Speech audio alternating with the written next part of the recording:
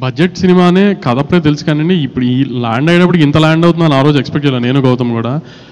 చేస్తున్న కొద్దీ ఆమె చెప్పాను కదా మీకు ఇందా కూడా సెట్స్ వేయలేదు, న్యాచురల్ లొకేషన్లో చేసాం శ్రీలంకలో కానీ ఎక్కడికి వెళ్ళి చేసినా. సో అంతా కొంచెం టైం పట్టింది, షూటింగ్ డేస్ ఎక్కువ పట్టినాయి అని. సో అనుకోకుండా ఒక 10-20% జంప్ వచ్చింది అనుకున్న దానికంటే.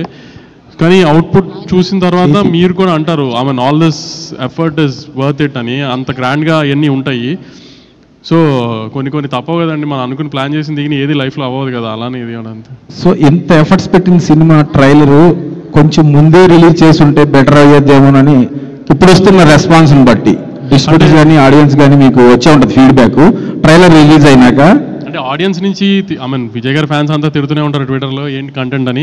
విజయ్ గారు కూడా చాలాసార్లు అడిగారు ట్రైలర్ డిలే అయిపోతుందని. అంటే 24 సార్ సినిమా రిలీజ్ ఉంది కదా, కళ్యాణ్ గారి సినిమా రిలీజ్ ఉంది, దాన్ని డిస్టర్బ్ చేయకూడదు అనుకున్నాం తర్వాత అప్పుడు ఎవరు. సో అది అయిపోయే రిలీజ్ అయిపోయిన తర్వాత ప్లాన్ చేసుకున్నాం. అందుకే ఆ నెక్స్ట్ నుంచి ప్రమోషన్. ఆ రిలీజ్కి ముందు కళ్యాణ్ గారి ఈవెంట్ సినిమా రిలీజ్ ముందు వాళ్ళ కంటెంట్ తప్పితే ఇంకేది ఉండకూడదు అన్నట్టు ఉద్దేశంతో దానికి స్పేస్ ఇచ్చేసి దాని తర్వాత ప్రమోషన్ స్టార్ట్ చేసాం. అందుకని కొంచెం డిలే అయినాయి అన్నీ.